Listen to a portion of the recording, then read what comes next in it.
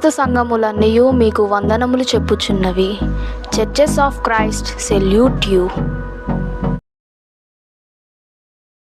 అందరికీ వందనాలు. ఈరోజు వాక్యపట్నంగా పరిశుద్ధ గ్రంథంలో నుండి ప్రకటన గ్రంథము 1వ అధ్యాయము 3వ వచనం చదువుకుందాము. సమయము సమీపించినది గనుక ఈ ప్రవచన వాక్యములు చదువువాడును వాటిని విని ఇందులో వ్రాయబడిన సంగతులను గైకొను వారును ధన్యులు. దేవుడి ఈ వాక్యాన్ని ఫలింపజేయను గాక. అందరికీ వందనాలు.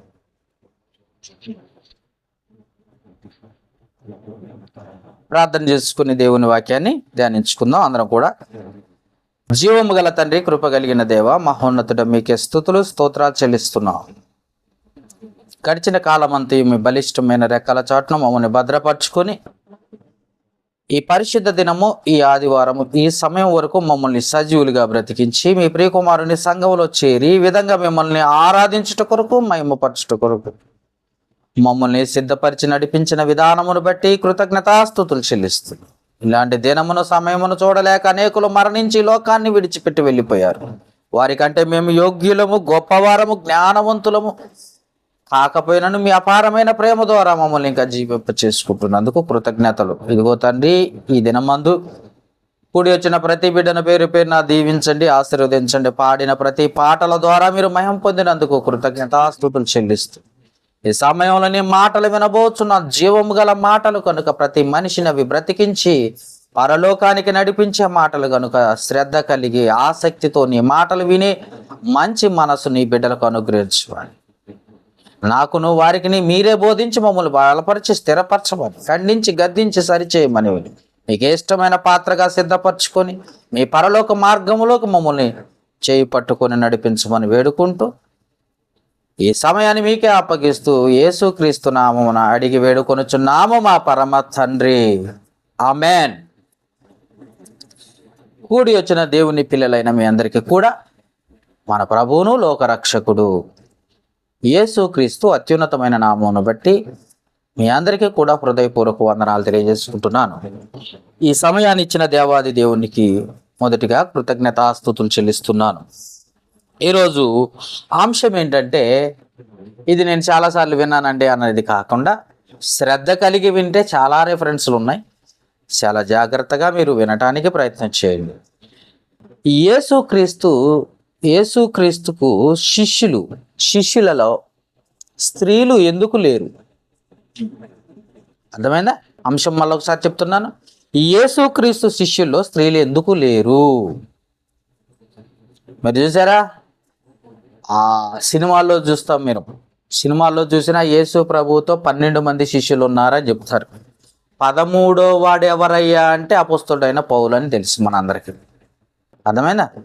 యేసుక్రీస్తు శిష్యులు ఎంతమంది అని ఉంది బైబిల్లో? 12 మంది ఉన్నారు. వాళ్ళ పేర్లు కూడా కావాలంటే మాకు ఎక్కడో ఉందో మాకు తెలియదు, మాకు అది కూడా చెప్తే మేము కూడా చదువుకుంటాం, నేర్చుకుంటాం అని ఎవరైనా అంటే మత్తయి సువార్త 10వ అధ్యాయము 1 నుండి చదివితే ఆ 12 మంది పేర్లు బయటకు వస్తాయి. చూద్దామండి. మత్తయి సువార్త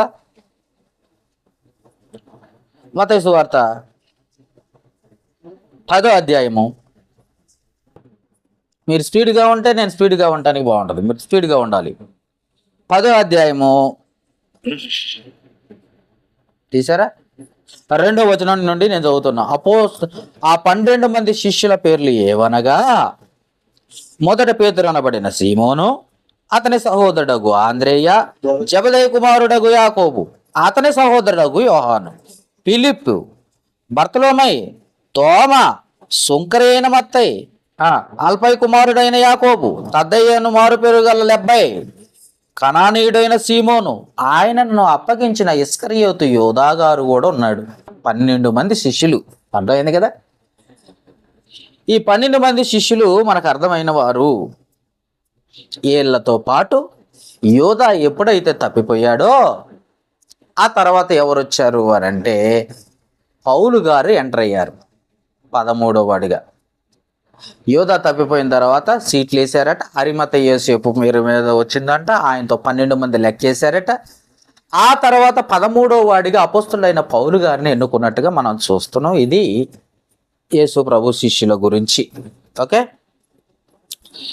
ఇంకా మనం బాగా తెలుసుకోవాల్సిన విషయం ఏంటంటే, పరిశుద్ధ గ్రంథాన్ని చెబుతుంటే వినేవాళ్ళు తక్కువ. మాకు తెలుసులే, అర్థమైందా?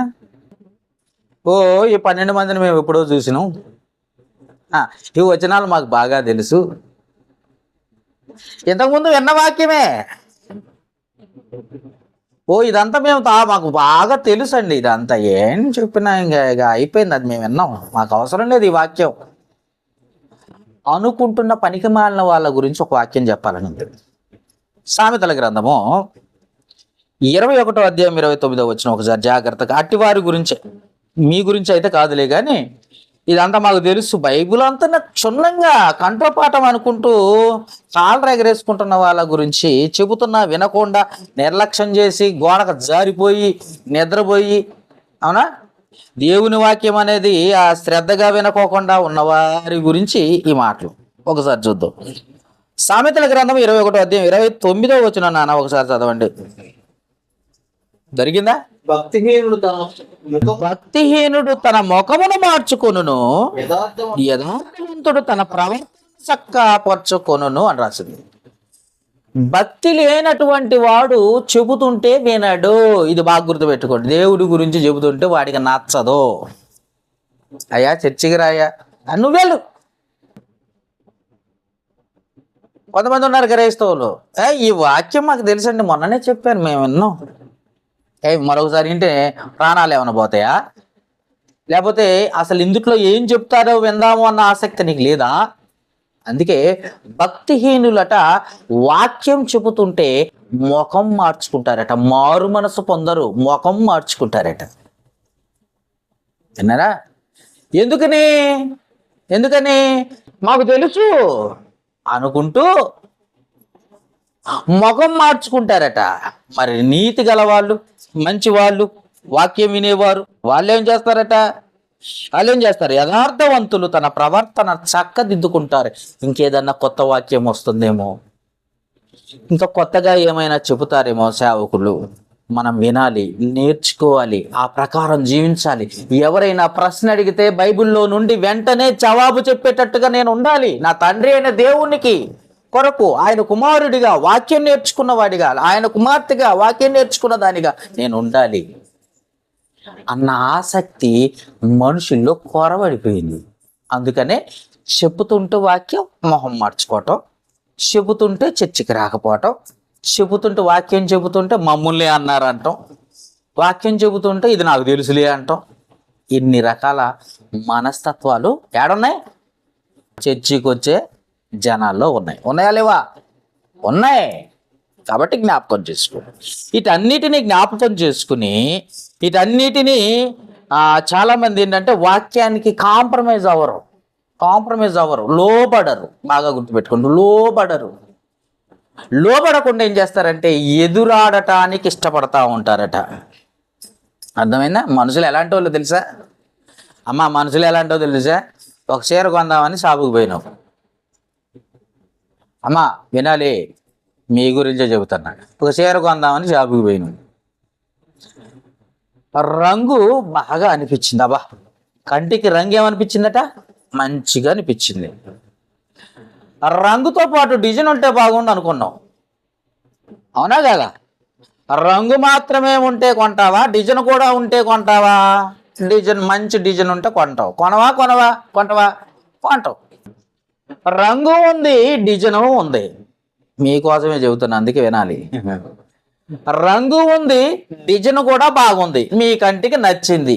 ఇప్పుడు రేటు కాడికి వచ్చావు అనుకో, కరెక్ట్ అయిన రేటు నీకు నచ్చిన రేటుగా ఉండకపోతే కొంటవా, వదిలేస్తావా? వదిలేస్తావు. ఎందుకని? ఎంత రేటు చెబితే ఎవడనుకో కొంటాడా? ఎంత ఉంటుందా అసలు చీర అనేది? ఈ డ్రెస్ అనేది ఎంత రేటు ఉంటుందా? ఉండవయా అని వదిలేస్తావు. ఇప్పుడు ఎన్ని నచ్చాలి నీకు? రంగు నచ్చాలా? దాని మీద ఉన్న డిజైన్ నచ్చాలా? వాడు చెప్పిన రేటు నీకు నచ్చాలా? ఈ 3 నచ్చితే ఆ డ్రెస్సో, చీరో, బంగారమో ఏదో ఒకటి నువ్వు కొంటావు. అర్థమైందా? అలాగనే దేనికి కాంప్రమైజ్ కాని నువ్వు దేవుని వాక్యం కాడ కాంప్రమైజ్ అవుతున్నావా లేదా ఒక్కసారి ఆలోచించు. దేవుని వాక్యం కాడట కాంప్రమైజ్ అవ్వాలట, లోబడి బ్రతకాలట. లోకంలో లోపడకపోయినా పర్వాలేదు, కానీ దేవుని దగ్గరకు వచ్చినప్పుడు నువ్వు ఎలా ఉండాలా? లోబడి ఉండాలి, లోబడి ఉండాలా. అంతేకాకుండా చాలా మంది చర్చికి వచ్చేవాళ్ళు కొంతమందిని చూసాం. వాళ్ళు ఎలాంటి వాళ్ళు అంటే స్పెషలిస్టులు అంటారు దాన్ని. వాళ్ళు ఎలాంటి వారు అంటే స్పెషలిస్టులు. ఆ స్పెషలిస్టులు ఏంటో తెలుసా? ప్రార్థనా వీరులట. వాళ్ళు ప్రార్థన మాత్రమే చేస్తారు, బైబిల్ చదవరు, వాక్యం చెప్పరు, దేవుని పని చేయరు. ఏం చేస్తారట వాళ్ళు? ప్రార్థనా వీరులు. ఉన్నారా? పెద్ద పెద్ద చర్చిల్లో బోర్డులు పెట్టుకుంటారు, ప్రార్థనా వీరులు 24 గంటలు మీ కొరకు ప్రార్థన చేస్తారు, స్వస్థతలు జరుగుతాయి అని చెప్తా ఉంటారు. నమ్ముతారా? వీడు అసలు విశ్వాసో కాదో తెలియదు. వీడు వీరుడా అని మీకు అర్థమైందా? వీరుడు అంటే ఎలా ఉంటాడో? ఆ మగధీర సినిమాలో రామ్ చరణ్ అంటారు, ఏమని 100 మందిని శతుద్ర వంశస్థుడు 100 మందిని చంపితే కానీ ఇటు దావడట కత్తి పట్టుకొని. మీకు తెలుసా? చూసే ఉంటారు మీరు, అద్దరు దొంగలే, నాకు తెలుసు కాబట్టి. వీడు వీరుడు అని అంటే చచ్చిపోయిన గాడిద దవడ ఎముకతోటి 1000 మంది ఫిలిస్తీన్లను చంపిన వీరుడు ఎవరండి ఆయన? సంసోను. వీడు 100 మందిని చంపితే వీరుడైతే 1000 మంది ఫిలిస్తీన్లను చంపిన వాడు ఒక్క గాడిద దవడ ఎముక, చచ్చిపోయిన గాడిద దవడ ఎముకతో 1000 మందిని చంపిన సంసోను గారు మగధీరుడా? ధీరుడికే ధీరుడా? ఆలోచించండి. అవునా? ఈయన 1000 మందిని చంపితే మన దావీదు గారి సంగతి చూస్తే కత్తి పట్టితే 10,000 మంది చచ్చిపోతాడట. 10,000 మందిని అతను అట్లా పట్టుకున్నాడంటే కత్తిని 10,000 మందిని నరికేసేస్తాడట. అంత వీరుడు. ఈ మాటలు ఎందుకు చెబుతున్నా తెలుసా? మీకు అర్థం కావాలండి, మీకు అర్థం కావాలండి. ప్రార్థనా వీరులు కదా వీళ్ళు. ప్రార్థన చేస్తే సరిపోతుంది, కాంప్రమైజ్ అయిపోతాడు దేవుడు. పోనీ పాట, కొంతమంది ఉన్నారు పాట పాడి ఆరాధనకు వస్తారు, పాట పాడి వెళ్ళిపోతారు. ఇంకొంతమంది ఉంటారు సందా పంపించి ప్రార్థన చేయమంటారు. వీళ్ళు పెద్ద దొంగలు. సందా పంపించి అయ్యగారు నేను రావటం కుదరట్లేదు కానీ ఇదిగో మా సందా మా పక్కింటి ఆమెతో పంపిస్తున్నాను కానీ మా గురించి ప్రార్థన చేయమంటారు. వీళ్ళందరూ దేవుడికి ఇష్టలా? వీళ్ళు ఎప్పుడో వదిలేసిండు దేవుడు, అది గుర్తుపెట్టుకోడు. ఈ స్పెషలిస్టులందరినీ పక్కకు నెట్టేసాడు దేవుడు. అందుకే దేవుడు పౌలు గారితో చెప్తున్నాడు. పౌలు గారు అంటున్నాడు, ప్రతి క్రైస్తవుణ్ణి క్రీస్తునందు పరిపూర్ణులు చెయ్యాలని అనుకున్నాడట పౌలు గారు. అన్నిట్లో ప్రతి వాక్యములో నువ్వు తెలుసుకొని ఉండాలని, ప్రతి వారు తెలుసుకోవాలని కోరుకున్నాడు. తండ్రి కోరిక కూడా అదే కదండి. తిమోతికి రాసిన మొదటి పత్రిక 2వ అధ్యాయం 4వ వచనం ఏదండి? ఒకసారి చదువుతారా? తండ్రి కోరిక కూడా చదవాలి కదండి మీరు.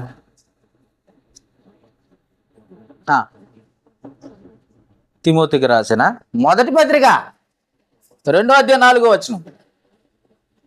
ఆయన మనుషులందరూ ముందు రక్షణ అంటే బాప్తిసం పొంది సత్యమును గూర్చి అంటే సత్యము అంటే వాక్యము, నీ వాక్యమే సత్యము. యోహాను సువార్త 17వ అధ్యాయం 17వ వచనం. సత్యమందు అనుభవ జ్ఞానము గలవారై ఉండవలెనని ఇచ్చయించుచున్నాడు. ఎవరైనా తండ్రి ఇచ్చ కోరిక, తండ్రి కోరిక అంటే తెలుసా? పరలోకమందున్న మా తండ్రి అని ప్రార్థన చేస్తున్నావు కదా. ప్రార్థన చేస్తున్న నీవు ఆ తండ్రి కోరిక ఏంటో తెలుసా? ఆ తండ్రి కోరిక ఏంటో తెలుసా? సత్యములో అనుభవం కావాలని. ముందు రక్షణ పొందాలి, ముందు బాప్తిసం పొందాలి, ఆ తర్వాత నువ్వేం చేయాలో తెలుసా?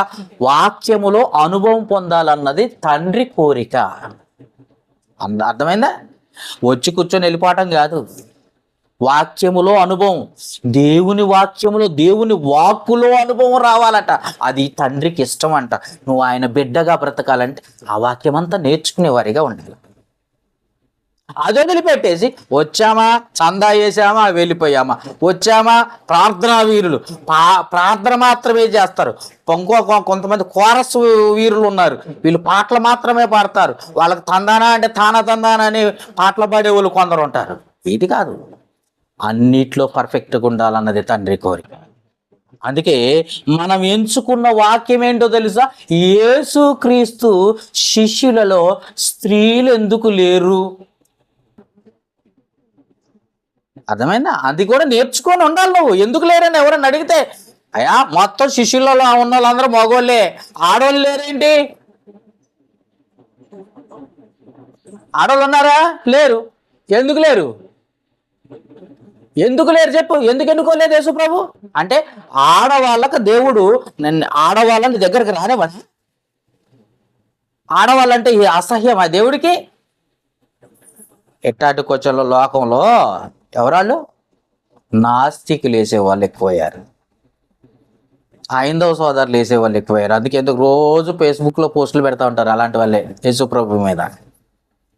కనుక నువ్వు క్రీస్తు సంఘ సభ్యుడివి, సభ్యురాలు అయితే వాక్యము క్షుణ్ణంగా తెలుసుకుని నేర్చుకుని ఉండాలి. ఎవరికైనా సమాధానం చెప్పేటట్టు ఉండాలి. అర్థమైందా? క్రీస్తు సంఘ సభ్యులంటే ఎవరో తెలుసా? ఎక్కడైనా ఎప్పుడైనా ఎవడైనా ఎవతైనా ప్రశ్న అడిగితే కరెక్ట్గా సమాధానం వాక్యం టు వాక్యం నేర్పించేటట్టుగా ఉండాలి. అది అందుకనే క్రీస్తు శిష్యులలో స్త్రీలు ఎందుకు లేరు అన్నది అంశం మనం నేర్చుకుంటాం. అసలు స్త్రీని ఎందుకు దేవుడు నిర్మించాడో ఫస్ట్ ప్రశ్న. తర్వాత స్త్రీలు ఎందుకు లేరో మనం తెలుసుకుందాం. Okay, right. ఆది కాండము 1వ అధ్యాయం చూడండి ఒకసారి. 2వ అధ్యాయము. అసలు దేవుడు స్త్రీని ఎందుకు నిర్మించాడు? ఇది ఫస్ట్ ప్రశ్న. తీసారా? ఆది కాండం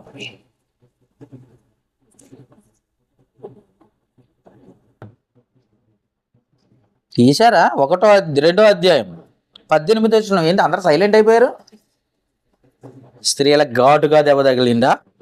మరియు దేవుడైన యెహోవా నరుడు ఒంటరివాడిగా నిర్మించబడ్డాడు. ఆదాము ఒంటరివాడిగా ఉన్నాడట. నరుడు ఒంటరిగా ఉండటం మంచిది కాదు అని తెలుసుకొని వానికి సాటి అయిన సహాయమును వాని కొరకు చేసేదని అనుకొని అప్పుడు స్త్రీని నిర్మించాడట. ఎందుకు స్త్రీ? మా వింటున్నారా? స్త్రీ ఎందుకు? మొగుని కొట్టి విడాకులు తీసుకోవడానికి నేను ఒక ఆమె ఎక్కింది హైదరాబాద్లో. కొట్టడం మొగుడినే కొట్టింది, మళ్ళీ విడాకులు ఆమె అడుగుతుంది. అర్థమైందా? దేవుడేమన్నాడు? నీ భర్తకు లోబడి వాడు తాగుబోతు గాని, తిరుగుబోతు గాని, వ్యభిచారి గాని, దొంగ గాని, మరొకటి గాని, నువ్వు దేవుని కుమార్తెవైతే నువ్వు ఖచ్చితంగా దేవునికి కుమార్తెగా బ్రతకాలి అని అంటే నీ భర్త ఎలా ఉన్నా దేవుడు నీకిచ్చిన ఆజ్ఞను నువ్వు పాటించాలి. అర్థమైందా? వాడు తాగుబోతాడని అందుకే వదిలేసిన, వాడు తిరిగిపోతాడండి వదిలేసిన, వాడు పాపండి అందుకే వదిలేసిన, వాడు వ్యభిచారండి అందుకే వదిలేసిన. నిన్ను అట్లా చెప్పాడు దేవుడు ఎక్కడన్నా?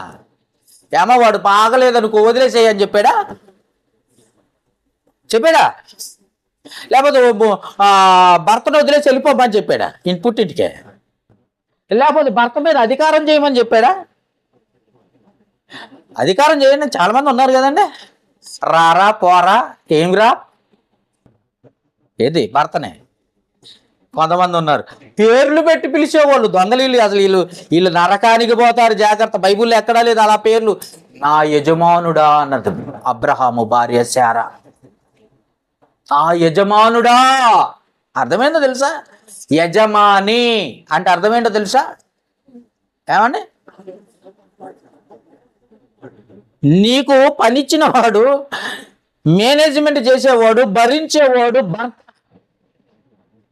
వాడు రారా అంటావా? పోనీ ఎగరతించి మాట్లాడతావా? నీ పెత్తనం కావాలా?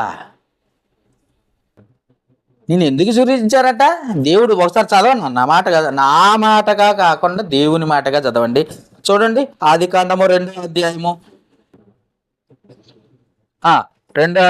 18 మళ్ళీ చదవండి, మీరే చదవాలి. మరియు మీ దేవుడైన యెహోవా నరుడు ఆదాము ఒంటరిగా ఉండటం మంచిది కాదని వానికి సాటి అయిన సహాయము వాని కొరకు చేయుదుననుకొనెను, చేసెను. ఇది నువ్వు పక్క నుండి సహకారాన్ని అందించాల్సింది పోయి, మా ఆయన రాడండి నేను వచ్చి చెప్తాలేండి, మా ఆయనతో పని అండి అంటే నేను వచ్చినగా, మా ఆయన తిక్కలోడండి, మా ఆయనతో పని ఏంది?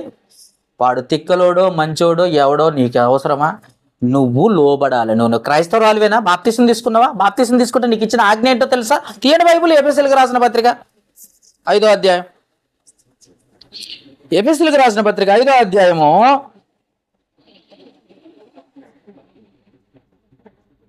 22వ వచనం బాగా టిక్కు పెట్టుకోండి, పెద్ద ఇంకుతో టిక్కు పెట్టుకోండి. ఆగండి, వీళ్ళు రాస్తున్నారు, చదవాలి కదా మరి. వీళ్ళు ఎంతసేపు చదువుతారో ఎంతసేపు రాస్తారో తెలియట్లేదు. తీయండి, ఎఫెసీయులకు రాసిన పత్రిక 5వ అధ్యాయం 22వ వచనం. స్త్రీలారా ప్రభువునకు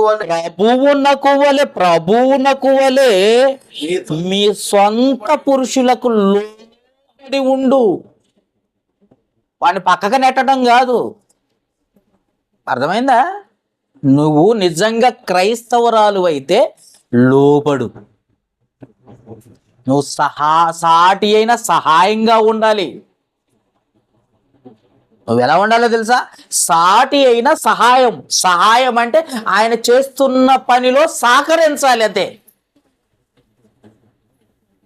నీకు తెలియదు ఆయన పక్కగా నెట్టుకో, వాడు అదో తాగిపోతండి, వాడికని తెలుసండి అనొద్దు. ఇలాంటి వాళ్ళు ఉన్నారు కాబట్టి స్త్రీలు, యేసు ప్రభు శిష్యుల్లో స్త్రీలు లేకుండా చేశాడు దేవుడు. అవునా?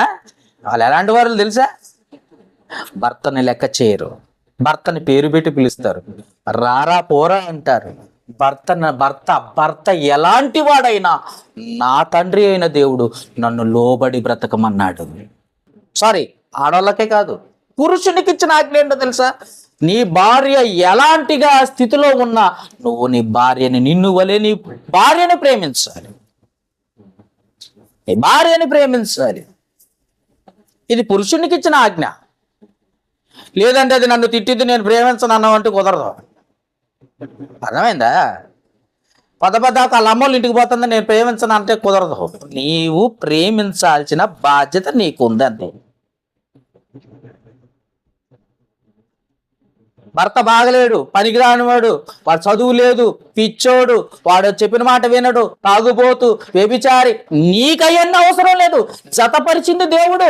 జతపరిచిన దేవుణ్ణి నువ్వు దేవుని వాక్యాన్ని ధిక్కరిస్తున్నావు. ఎందుకు తెలుసా? లోబడకుండా. ఇలాంటి సిచ్యువేషన్ ఈ రోజు వరకు లోకంలో జరుగుతుంది, ఆ రోజు కూడా జరిగిందనే బైబిల్ చెప్తుంది. ఆనాటి కాలంలో కూడా జరిగింది, ఇప్పుడు కూడా అదే జరుగుతుంది. అందుకే దేవుడు ఒక మెట్టు స్త్రీని వెనక పెట్టాడు. అందుకే సాటి అయిన సహాయం. నేను ఎందుకు సృజించాడు? నా భర్త పనిలో నేను కూడా సహకరించాలి. నా భర్త ప్రార్థన చేస్తే నేను ఆమేననాలి. భర్తను పక్కగా నెట్టేసి నేను ప్రార్థన చేయకూడదు. అర్థమైందమ్మా? భర్తను పక్కగా నెట్టేసి నేను ప్రార్థన చేయకూడదు. అర్థమైందా?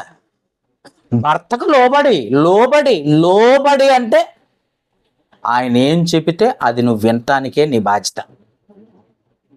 ఓకే? ఇలాంటి సిచ్యువేషన్ లేకుండా పాపం అవ్వమ్మ గారు తినొద్దు అన్న పండు తినదట. చూద్దాం ఇప్పుడు తిమోతికి రాసిన మొదటి పత్రిక 2వ అధ్యాయము 13-14 వచనాలు టిక్కు పెడదామా? పెట్టడమే ఖచ్చితంగా. వాక్యం టు వాక్యమే. ఆగండి, వీళ్ళంతా రాసి రంపాన పడిపోయేటట్టున్నారు. ఏంటండి?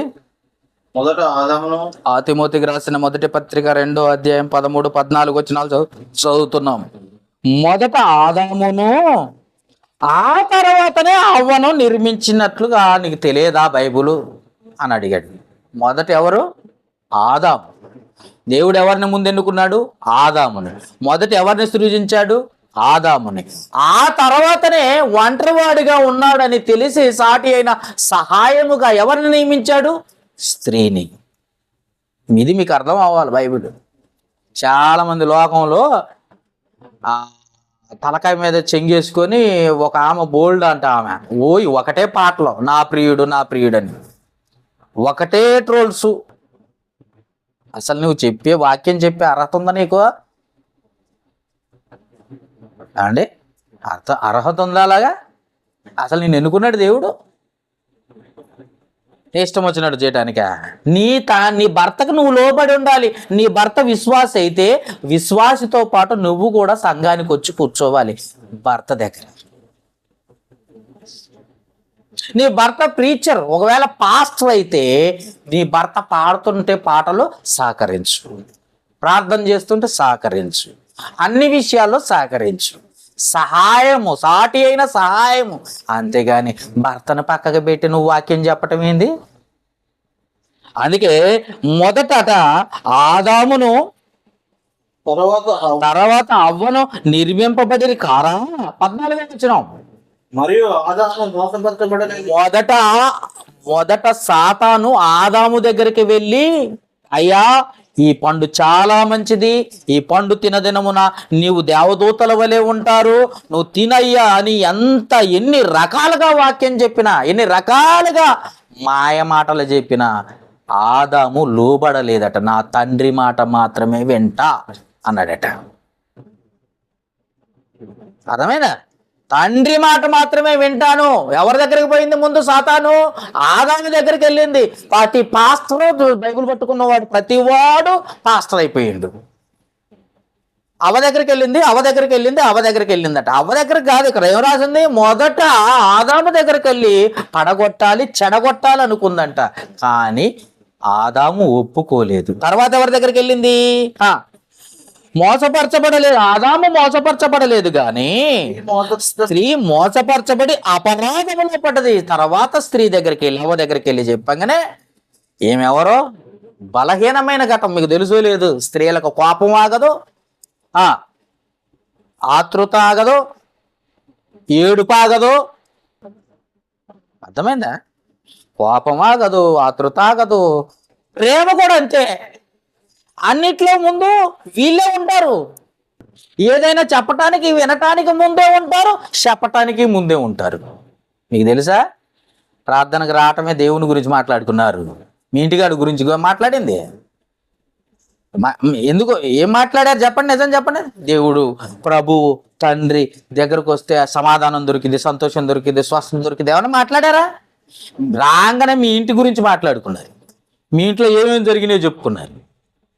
దొంగలు ఎవరంటే ఇక్కడే ఉన్నారు, అందుకే చెప్తున్నారు. మీ ఇంటి గురించి మాట్లాడుకున్నారు. అందుకే మీ మాటలు ఎక్కువే, మీరు వినటం కూడా ఎక్కువే. ఏం జరిగిందో వదినా అని చెవులు ముందు అవతలు ఇసిరేస్తారు. ఎందుకంటే స్త్రీలు బలహీనమైన ఘటన ఆదాము కాడే తెలిసిపోయింది. ఆ చెట్టు పండు తినొద్దన్న కాడే దేవుడికి తెలిసిపోయింది. తెలిసిపోయిందా లేదా? తెలిసిపోయింది. అందుకే బలహీనురాలు, బలహీనమైన ఘటము అని తెలిసి ఆయన నిన్ను జాగ్రత్త చేశాడు. నీకు ఒక అండ చేశాడు. ఏంటో అండ చెప్పమంటారా? నీవు స్త్రీగా ఉంటే మొదటిగా తండ్రి ఆధీనంలో ఉండాలి. ఇది ఎవరు చెప్పారు? ఎవరు చెప్పారు ఇది? నువ్వు స్త్రీవైతే మొదట తండ్రి ఆధీనంలో ఉండాలి. ఉండాలా లేదా? తర్వాత తండ్రి ఆధీనము దాటితే భర్త ఆధీనములో ఉండాలి. బాగా గుర్తుపెట్టుకోండి. నీకు సంరక్షకుడు అవసరం. ముందుగా తండ్రి సంరక్షకుడుగా ఉంటాడు, తర్వాత భర్త సంరక్షకుడుగా ఉంటాడు. ముందు తండ్రి, ఆ తర్వాత భర్త. ఏంది వీళ్ళిద్దరు లేకపోతే నువ్వు ఉండలేవా? ఉండలేవు. ఎందుకంటే బలహీనురాలివి. అందుకే నీకు ప్రొటెక్షన్ ఏర్పాటు చేశాడు. భర్త దగ్గరకు రాకముందు తండ్రి, ఇక తండ్రి భర్త లేదనుకో ఆ నోటికి హద్దు పద్దు ఉండదు. ఎవరిని లెక్క చేయరు వాళ్ళు. అర్థమైందా? అందుకే వీళ్ళు ఇలా బలహీనమైన ఘటమని తెలిసి పేతురు రాసిన మొదటి పత్రిక తెద్దాం రండి, చదవండి.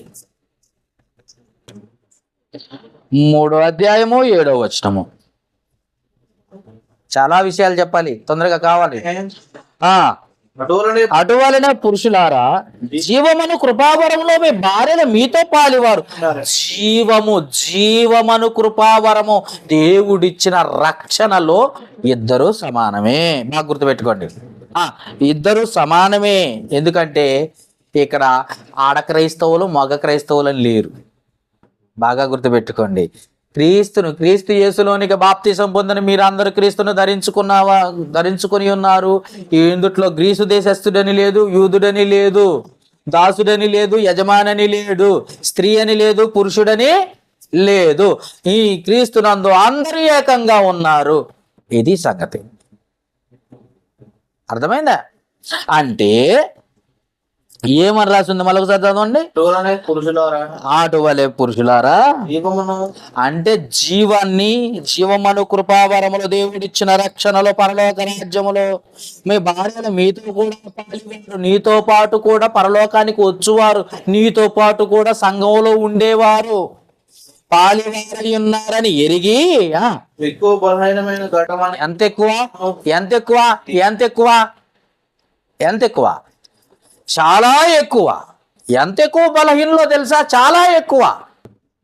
అవసరమైతే భర్త మీద గొడవ పెట్టుకొని పుట్టింటికి వెళ్ళిపోయి అంత ఎక్కువ. చర్చికి వస్తూ చర్చిలోనే గొడవలు పెట్టే అంత ఎక్కువ. అర్థమైందా? పక్కన వాళ్ళతో వార్చలేనంత ఎక్కువ. ముందుగా ఎలా ఉంటారు తెలుసా? ఫస్ట్ బాగా వదిన అని మాట్లాడతారు. ఆ తర్వాత పెద్ద గొడవ వాళ్ళిద్దరికి. పచ్చగడ్డి ఎత్తే బొగ్గుమనేంత. వాళ్ళ ఇంటికి మేము పోం, మా ఇంటికి వాళ్ళు రావద్దు.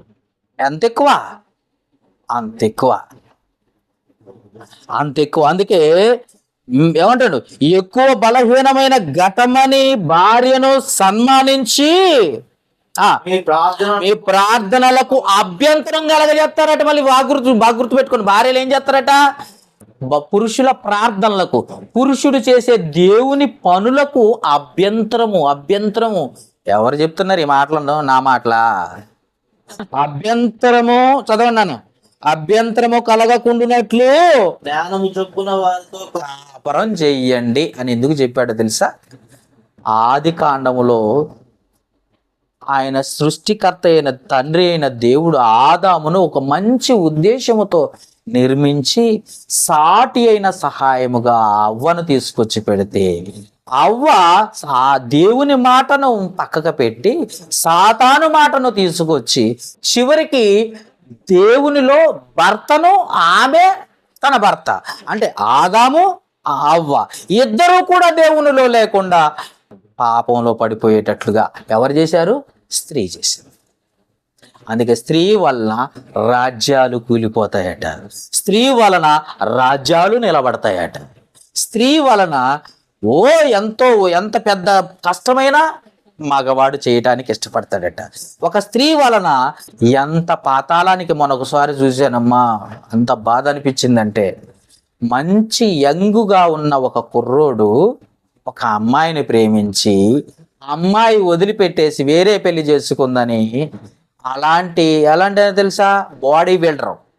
అలాంటి వాడు పిచ్చోడై గడ్డం పెంచుకొని జుట్టంతా చినిగిపోయిన బట్టలతో రోడ్డు మీద కూర్చొని ఉన్నాడు. ఒక అతను పెట్టాడు ఇన్స్టాగ్రాములో, ఈ హీరోనే ఆ హీరో అని, అమ్మాయి వలలో పడ్డ హీరో అని పెట్టే టైటిల్. చూసారా? అంతకు కారణం ఎవరో తెలుసా? స్త్రీ. ఒకరిని నిలవబెట్టాలన్నా స్త్రీయే, ఒకరిని పడగొట్టాలన్నా స్త్రీయే. అవన్నీ తెలిసిన దేవుడు నిన్ను సాటి అయిన సహాయంగా ఉండి లోబడన్నాడు. ఓకే, మీకు అర్థమైందా? ఎందుకో అర్థమైందా? ఎక్కువ బలహీనులు వెంటనే పటపట ఏడుస్తారు. మా గాడికి అట్ట రావు ఏడిపోద్దా? రావు. ఎమోషనల్ ఎక్కువ, మీకేం ఎక్కువ? ఎమోషనల్ ఎక్కువ. బంధువులు వచ్చారనుకో, రండి కూర్చోండి అని మగవాళ్ళు అంటారు, మీరు పోయి ఏడవడానికే ప్రయత్నం చేస్తారు. అందుకే ఎక్కువ బలహీన ఘటం, ఎక్కువ బలహీనమైన ఘటం. ఇంకా కొన్ని విషయాలు అయితే బాగా గుర్తుపెట్టుకోండి. ఇంకో కొన్ని విషయాలు అయితే తన కాపురాన్ని తానే పాడు చేసుకుంటుందట. ఇది ఎక్కడదండి? ఉన్నారా? ఉన్నారు. ఎవరో కాదు, క్రైస్తవులే. అవునండి, మీకు అర్థమైందా? ఎవరు? క్రైస్తవులు. సామెతల గ్రంథం 14:1 ఇవన్నీ చెప్పాలి. ఎందుకంటే మీకు స్త్రీలలో శిష్యులలో స్త్రీలు ఎందుకు లేరో తెలియాలంటే ఇవన్నీ చెప్పాల్సి వచ్చింది, తప్పదు. సామెతలు తీయండి, తీయండి. జ్ఞానవంతురాలు తన ఇంటిని కట్టుకొనును, మూడు రాళ్ళు తన చేతులతో తన చేతులతో తన ఇల్లే పాడు చేసుకుంటుందంటే ఎవరో చెప్పండి ఇప్పుడు. అమ్మా వింటున్నారా? మీరే వినాలా? జ్ఞానవంతురాలు అన్నిటికీ నిగ్రహించుకొని దేవుని యందు యథార్థ భయభక్తులు కలిగిన స్త్రీ అయితే ఇల్లును నిర్మించుకుంటది, ఇల్లు కట్టుకుంటది. మూడు రాళ్ళు ఏం చేస్తుందో తెలుసా? తన చేతులతోనే తన ఇంటిని పెరికి వేసుకుంటది. అంటే ఇల్లు కూలగొట్టుకుంటది. ఎట్టో చెప్తా, ఒక చిన్న ఉదాహరణ. భార్యాభర్తలు ఉన్నారండి, ఇంట్లో జరిగిన విషయాలన్నీ బయట ఫ్రెండ్స్కు మోస్తా ఉంటది అండి. పక్కింటి వాళ్ళకి చెప్తే, ఎదురింటి వాళ్ళకి చెప్తే, తల్లిదండ్రులకు చెప్పింది. ఎవరి గురించి? నీ ఇంటి గురించే కదా నువ్వు చెప్పేది. నీ పరువు నువ్వు తీసుకుంటున్నావని తెలియదా? నువ్వు చెప్పొచ్చు అసలు? నీ ఇంటి గురించి కానీ నీ భర్త గురించి కానీ నువ్వు అసలు ఆ మాట చెప్పొచ్చా?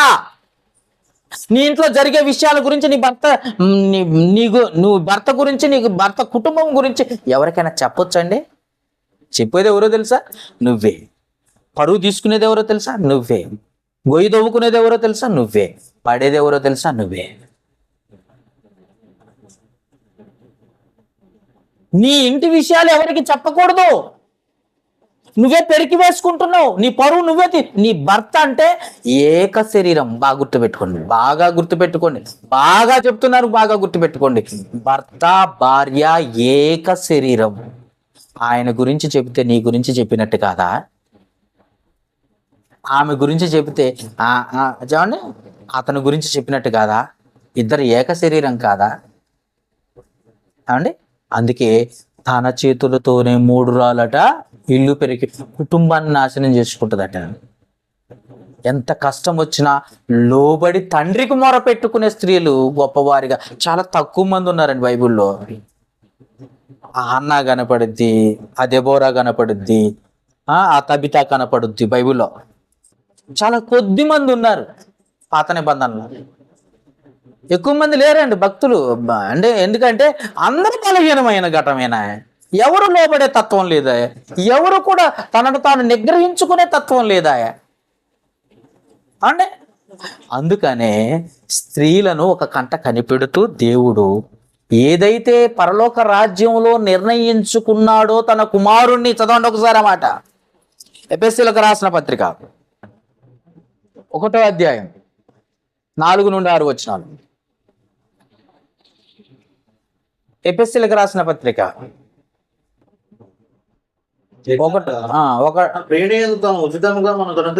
మనకు అనుగ్రహించిన తన కృపా మహిమకు కీర్తి కలుగునట్లు తన చిత్త ప్రకారమైన దయా సంకల్పము చొప్పున యేసుక్రీస్తు ద్వారా యేసుక్రీస్తు రక్తము ద్వారా అంటే ఇంకా బాగుంటది. యేసుక్రీస్తు ద్వారా అంటే అర్థం ఏంటి తెలుసా? యేసుక్రీస్తు రక్తము ద్వారా తనకు కుమారులుగాను కుమార్తెలుగాను స్వీకరించుటకై, చదవండి నాన్న. మనల్ని ముందుగా తన కోసము నిర్ణయించుకొని మనము తన ఎదుట పరిశుద్ధులము నిర్దోషులమై ఉండవలెనని జగత్తు పునాది వేయబడక మునిపే ప్రేమ చేత క్రీస్తులో మనల్ని ఏర్పాటు చేసుకున్నాడు. వీళ్ళంతా ఎక్కడికి రావాలట? క్రీస్తు రక్తంతో కడగబడాలట. వీళ్ళంతా ఎవరై ఉండాలట? సంఘమై ఉండాలట. ఇది దేవుడి సంకల్పం. సంఘం అంటే ఏంటో తెలియదు. ఆడ చప్పట్లు కొడుతున్నారు అని అడగబోతావు, ఏడ హల్లెలూయా అంటే ఎడగబోతావు. మరి దేవుడు కట్టిన సంఘం ఏందో నీకు తెలుసా? ఏమండి, ఆడ ఆత్మలు ఉన్నాయి అనేసరికి అడుగుతున్నారని పోతావు, ఏడ స్వస్థతలు జరుగుతున్నాయని ఏడగబోతావు. ఏమండి, అక్కడ నూనె రాసి ప్రార్థన చేస్తుందండి అక్కడ పోతావు. దొంగలు ఎక్కువ, వాడు జరజర బరబరా అని ఏదో దురాత్మ ప్రవేశించినట్టు అరుస్తూ ఉంటే అక్కడ పోయి ఆడు నిజంగా భక్తిపరుడు అని నువ్వు అనుకుంటావు. అసలు వాస్తవం ఏం చెప్తుంది, బైబిల్ ఏం చెప్తుంది ఆలోచన లేదు వీళ్ళకే. ఎడక తిరగను కరుణాపీఠం అంట. విగ్రహాల జోలికే పోవద్దంటే వాడు గుణతలపై గుండు కొట్టించుకొని వచ్చేవాడు ఒకడు. అర్థమైందా? అరే సిలువను భరించాలిరా అంటే నేను భరించను, నేను మెడలు వేసుకొని తిరుగుతానని ఒకడు. ఏమండి, సిలువను మొయ్యాలా, భరించాలా, లేకపోతే మోయాలా? ఏమండి, సిలువలో మెడలు వేసుకుంటావు. సిలువ అంటే శ్రమ.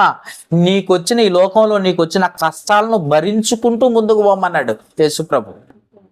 అంతేగాని మెడలు వేసుకొని ఉంగరాలు చేపించుకొని ఈ మధ్యకాలం బండ్ల మీద సిలువ గుర్తులేసి, ఏమంటే కార్లకి వెనక సిలువ గుర్తులేసి,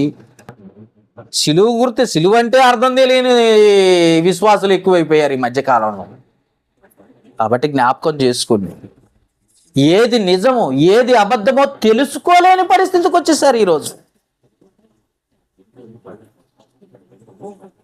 తెలుసుకోలేని పరిస్థితికి వచ్చారు. ఏది నిజము ఏది అబద్ధము, కరెక్టా కాదా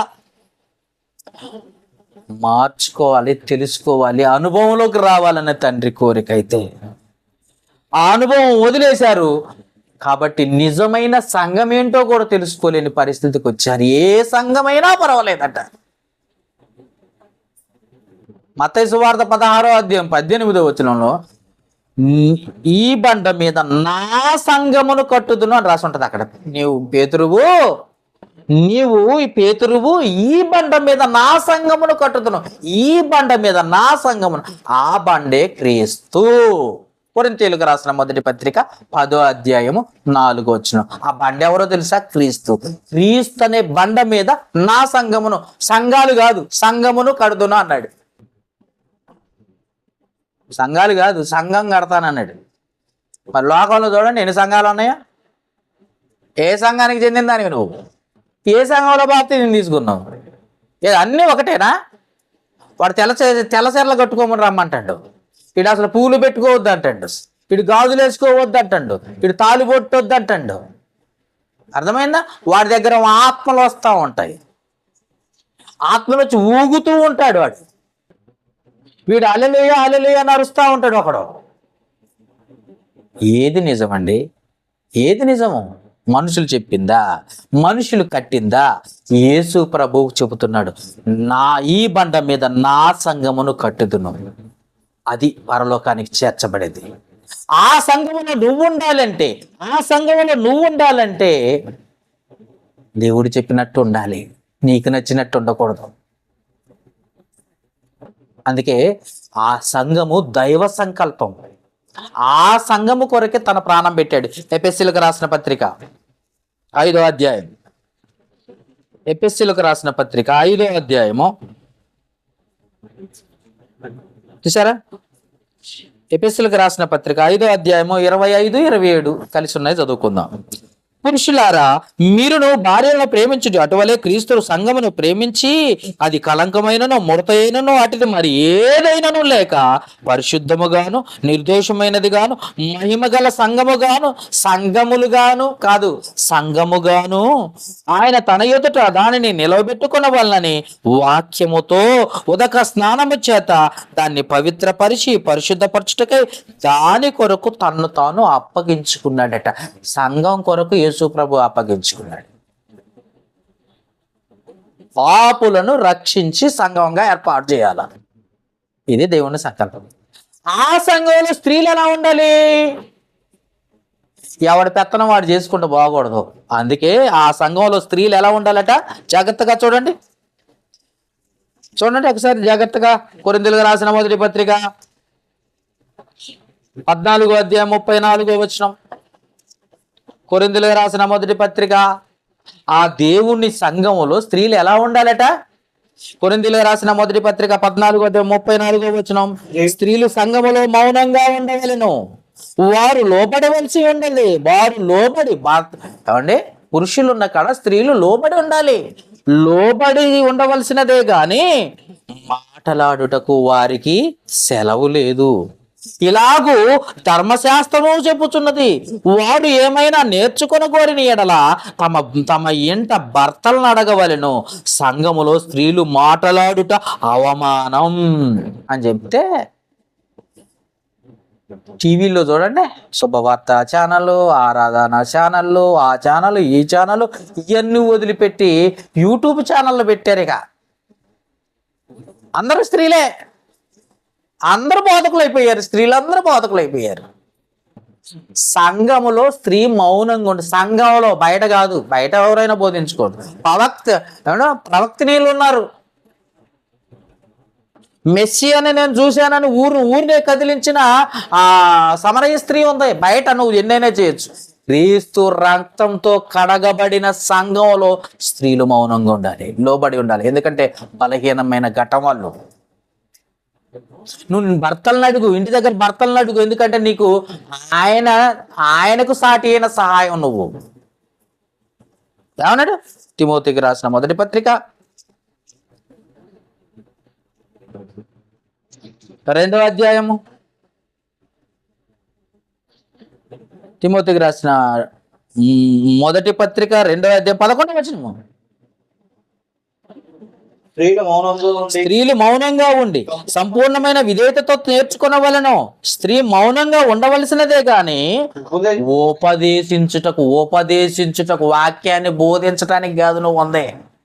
ఉపదేశించుటకైనను పురుషుని మీద అధికారము పురుషుని మీద అధికారము చేయుటకైనను ఆమెకు సెలవు ఇయ్యనా అన్నాడండి దేవుడు. సెలవీయను. పురుషుని మీద అధికారం చేస్తావు. నిన్ను పుట్టించింది అందుకే, సాటి అయిన సహకారం కోసం. సంఘంలో కూడా నువ్వు పాలిభాగస్తురాలువే కాదంటలే, భర్తతో పాటు పాలిభాగస్తురాలువే. భర్తకు నువ్వు సహాయం చేయాలి, సాటి అయిన సహాయంగా ఉండాలి. అంతేగాని భర్తను పక్కకనెట్టి నేనే ముందుకొస్తానంటే కుదరదట. అందుకే సంఘంలో మౌనంగా ఉండాలి.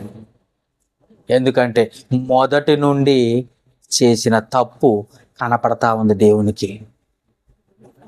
దేవుడు ఎంతో గొప్ప ప్లాన్ అండి అది. మంచి సంకల్పం తండ్రి అయిన దేవునిది. అలాంటి సంకల్పాన్ని ఆయన కనుగొనంటే ఈ స్త్రీ బలహీనమైన ఘటం వచ్చేసి మొత్తం పాడు చేసుకొచ్చు. అందుకనే ఆమె బలహీనురాలని తెలిసి జాగ్రత్త అయ్యా అంటున్నాడు. ఇంకా 2 మాటలు చూపిద్దాం అనిపిస్తుంది, చూద్దాం. కొరింథీయులకు రాసిన మొదటి పత్రిక, జాగ్రత్తగా తీయాలి మీరు, తీస్తేనే అర్థమైంది బైబిల్. కొరింథీయులకు రాసిన మొదటి పత్రిక 11వ అధ్యాయము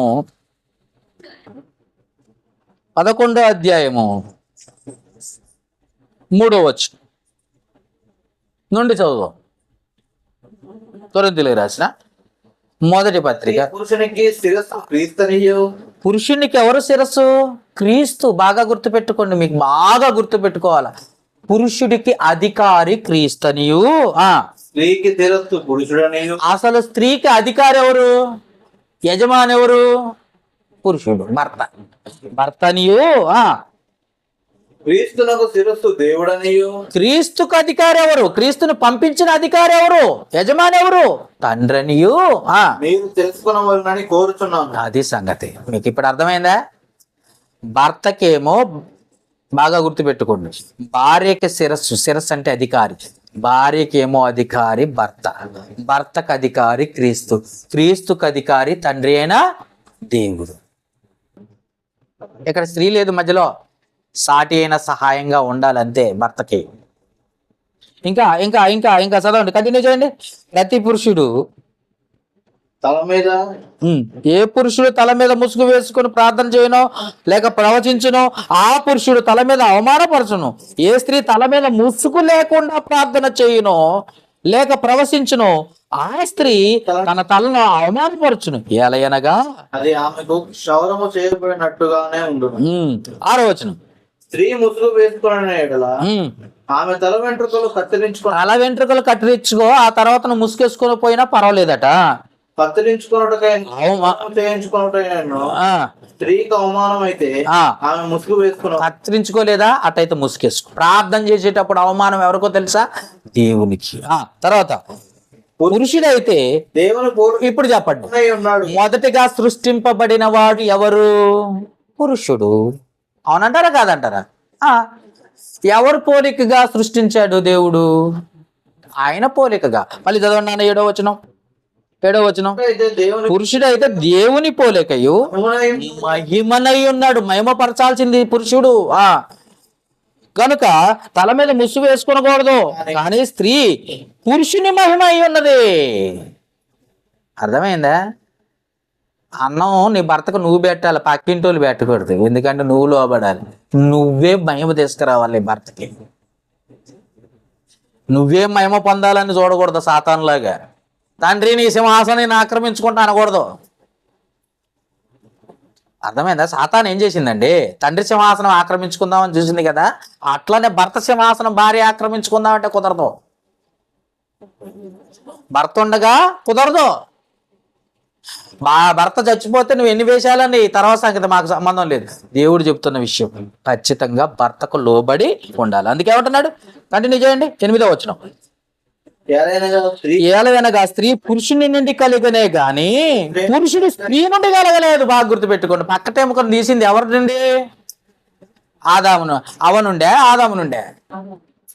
వాక్యాన్ని ఎట్ట తిప్పలు ఏంటంటే మెలకలు తిప్పి స్త్రీలు కూడా బోధించవచ్చు అనే దొంగ బోధకులు ఎక్కువైపోయారు లోకంలో.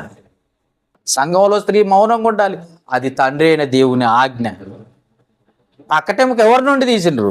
ఎవరిని తీసేసి ఎవరు తయారు చేసిండ్రు? అవ్వదే, ఆదాముదే. అందుకే ఏమంటున్నాడు? మరియు స్త్రీ పురుషుని కొరకే గాని పురుషుడు స్త్రీ కొరకు సృష్టింపబడలేదు. ఇందువల్ల దేవదూతలను బట్టి అధికారం చూసిన స్త్రీకి తల మీద ఉంచబడెను. ఇంత స్టోరీ ఉంది. ఎందుకు? బలహీనమైన ఘటమని. ఇవన్నీ పక్కకు పెట్టేసి సంఘంలో వాక్యం చెప్తా, సంఘంలో ప్రార్థన చేస్తా, సంఘంలో పాటలు పాడతా, నా ఇష్టం వచ్చినట్టు చేస్తా, ఏంటి నాకు నచ్చినట్టు చేస్తానంటే కుదరదు. ఇదంతా ఎందుకు చెప్పానంటే స్త్రీ బలహీనమైన ఘటం. అర్థమైంది కదా? ఇది మీకు అర్థమైతే మరి యేసు ప్రభు శిష్యుల్లో స్త్రీలు ఎందుకు లేరు? ఉన్నారా లేరా అమ్మా? ఎవరు చెప్తారు ఇప్పుడు? చాలా కష్టంగా ఉంది వాక్యం. యేసు ప్రభు శిష్యుల్లో స్త్రీలు ఎందుకు లేరు? ఉన్నారని చూపిస్తుంది బైబిల్. చూద్దాం ఒకసారి. మత్తయి సువార్త 28వ అధ్యాయం. స్త్రీలు ఉన్నట్టు చూపిస్తుంది చూడండి. ఆ తర్వాత ఆ వాక్యం ఏంటో మీకు అర్థమవుద్ది. మొత్తం వింటేనే అర్థమైంది, సగం వింటే అర్థం కాదు నా వాక్యం. బాగా గుర్తుపెట్టుకోండి. మత్తయి సువార్త 28వ అధ్యాయం 19వ వచనం ఒకసారి జాగ్రత్తగా చదువుదాం. కాబట్టి మీరు వెళ్ళి సమస్త జనులను శిష్యులుగా చేయండి అన్నాడు దేవుడు.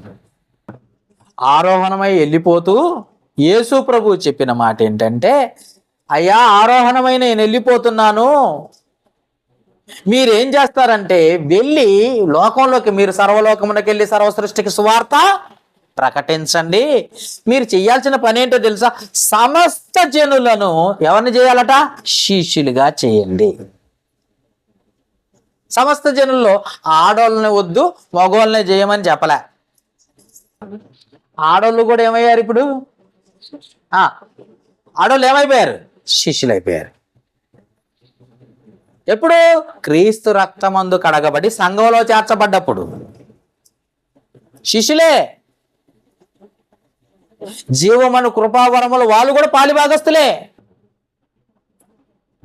శిష్యులే, వాళ్ళు కూడా పాలిభాగస్తులే. కానీ వారు శిష్యులు అని చెప్పబడ్డది. వారు శిష్యులు. ఇంకేమంటుంది ఒకసారి చదువుదామా? అపోస్తల కార్యముల గ్రంథము. నేనేం చెప్తున్నా? యేసు ప్రభుకి శిష్యులు స్త్రీలు ఉన్నారని చెప్తున్నా. ఎప్పుడు?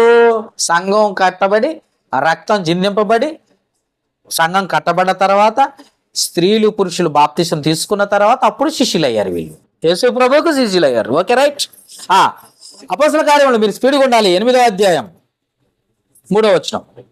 అపోస్తల కార్యముల గ్రంథము 8వ అధ్యాయం 3వ వచనం తీయండి.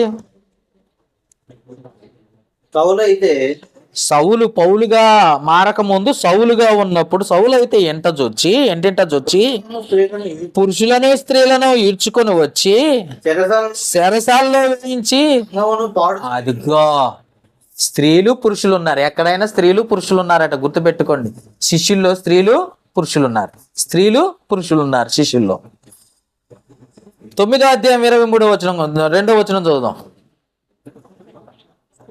9వ అధ్యాయం 2వ వచనం.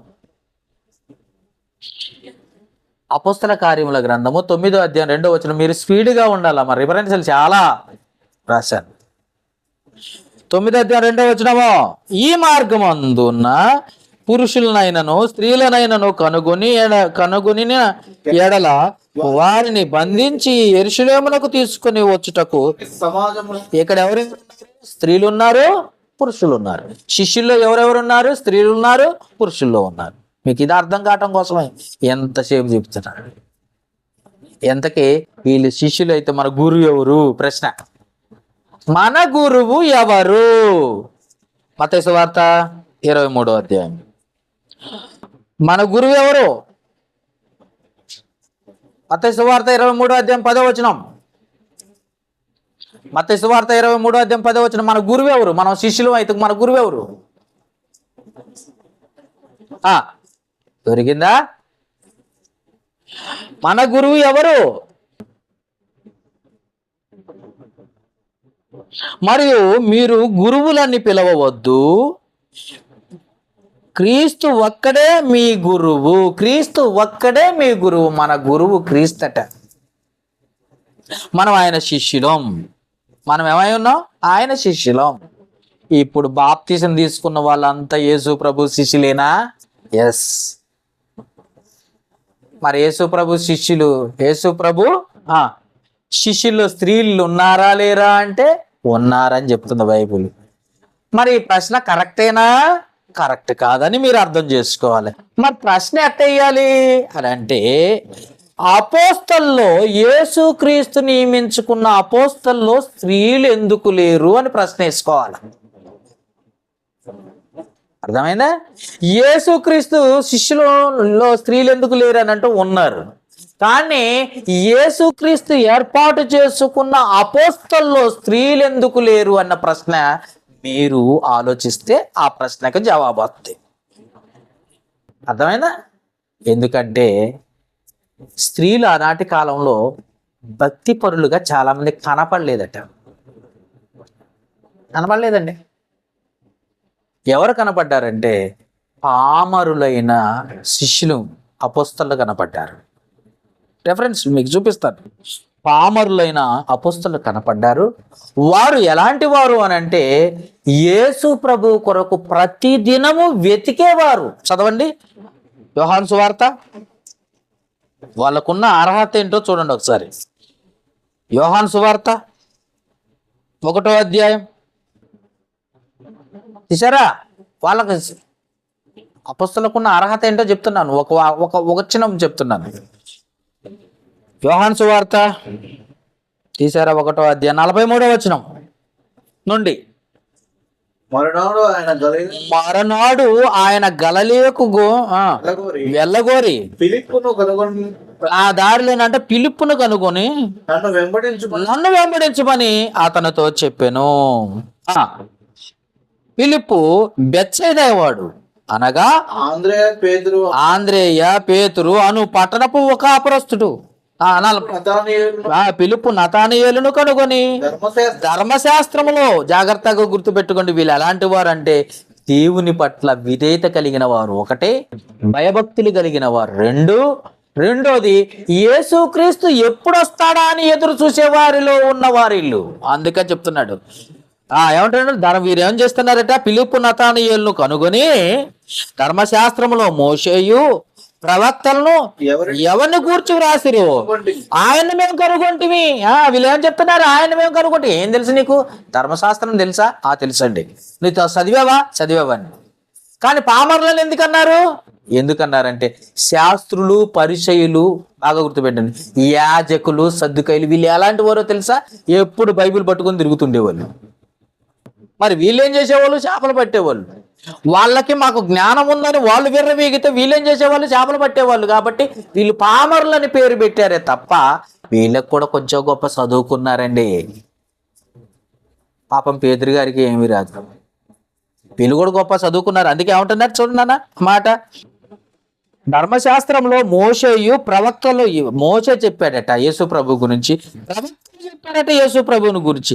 ఎవరిని గురించి వ్రాసారో? బైబిల్ చదివారా? ధర్మశాస్త్రం చదువుతున్నారు వాళ్ళు. ధర్మశాస్త్రం చదువుతున్నారు కాబట్టి యేసు ప్రభుని కనుగొన్నారు. ఆనాటి స్త్రీలలో ఆ భక్తి లేదు. ఫస్ట్ ఆఫ్ ఆల్ చదవండి నాన్న. ధర్మశాస్త్రమును మోషే ప్రవక్తలు ఎవరిని గూర్చి వ్రాసిరో ఆయనను మేము కనుగొంటిమి, ఆయన యోసేపు కుమారుడైన నజరేయుడగు యేసు అని ఆయనతో చెప్పాను. చూసా ఎంత చక్కగా చెప్పబడ్డది. అంటే ఏ యేసు ప్రభు కొరకు వెతుకుతున్నారో ఆ యేసు ప్రభువుని మేము కనుగొన్నాము. ఫస్ట్ పాయింట్ అయితే మోషే గారు యేసు ప్రభు గురించి రాశారు, ఆ యేసు ప్రభువుని వెతుకుతున్నాం మేము అన్నారు. ప్రవక్తలు ఎవరి గురించి రాశారో ఆ ప్రవక్తని మేము, ఆ యేసు ప్రభుని గురించి మేము కనుగొన్నామని చెప్పి స్టేట్మెంట్ ఇచ్చారు. అంటే ఎంత భయభక్తులు కలిగి ఉన్నారు, ఎంత ధర్మశాస్త్రం మీద పట్టుదల కలిగి ఉన్నారు, నేర్చుకుని ఉన్నారు. కాబట్టే శిష్యులు నేర్చుకున్నారు, కాబట్టి దేవుడు వారిని ఎన్నుకున్నాడు. ఆనాటి కాలంలో క్రైస్తవులుగా స్త్రీలలో భక్తులు ఎవరన్నా ఉన్నారంటే మరి ఒక్కతే ఉంది, యేసుప్రభుని కన్నా మరి. అర్థమైందా? ఎందుకనంటే అపోస్తలు అంటే పంపబడిన వారు, ఏర్పరచబడిన వారు అని అర్థం. ముఖ్యమైన మాట ఏంటో తెలుసా? అపోస్తలు అంటే అర్థం ఏంటో తెలుసా? పంపబడిన వారు. ఎక్కడికైనా వెళ్ళాలి. స్త్రీలకు ఆ సిచ్యువేషన్ లేదండి. స్త్రీలకు ఆ సిచ్యువేషన్ లేదు. ఎక్కడికైనా వెళ్ళాలి, ఎంత దూరమైనా వెళ్ళాలి. కొన్ని రెఫరెన్స్లు మీకు ఇవ్వాలి ఈ సమయంలో అనుకుంటున్నా, మీరేమని అనుకుంటే చూద్దాం ఒకసారి. తీసుకోండి రెఫరెన్స్లు రాసుకోండి. చదువుతుంటే మీకు అర్థం అవుద్దని నా ఆశ. ఓకే, మత్తయి సువార్త 4:12 ఒకసారి చదువుదాం. స్పీడ్గా చదవాలి, తర్వాత రాసుకోవచ్చు. ముందు స్పీడ్గా చదవటం నేర్చుకోండి.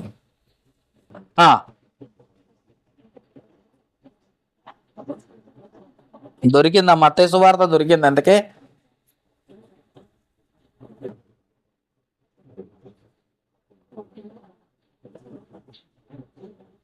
18 చదవండి. మత్తయి సువార్త బైబిల్ తీయండి అమ్మా. బైబిల్ 4:18.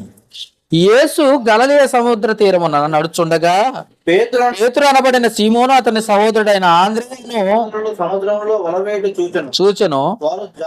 వాళ్ళు చేపలు పట్టే వాళ్ళు జాలర్లు. ఆయన నా వెంబడి రండి, నేను మిమ్మల్ని మనుషులను పట్టు జాలర్లుగా చేతునని వారితో చెప్పాను.